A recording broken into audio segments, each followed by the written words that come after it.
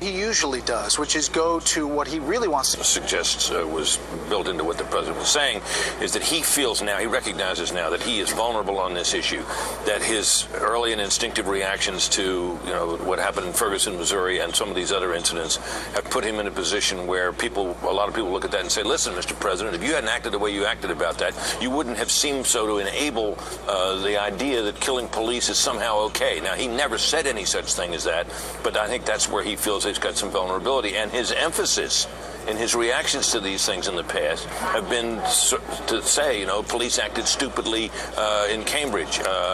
His attitude, at least, perhaps more than his words on Ferguson, suggested that the president is as suspicious and angry about police in America as some of the black activists in the street are. And I think that leaves him in a vulnerable position.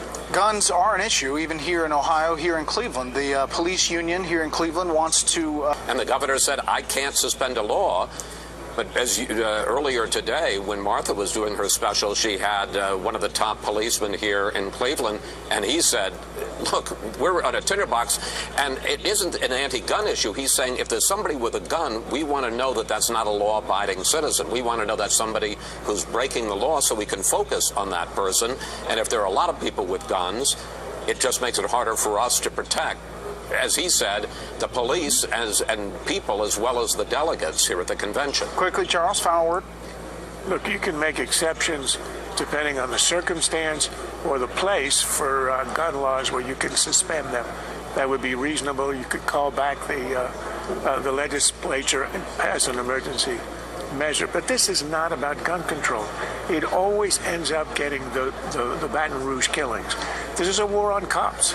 It's been declared. There are soldiers who are not connected, but it's happened. I think the first political candidate who picks it up, says those words, and says, I'm going to establish X, I think it should be a special unit that will look into this. I think that'll be a political winner. Thank you all very much. By the way, this is a very strange situation. The guy that is being named right now is a 29-year-old African-American man who's tied to anti-government groups from Missouri, not from Louisiana.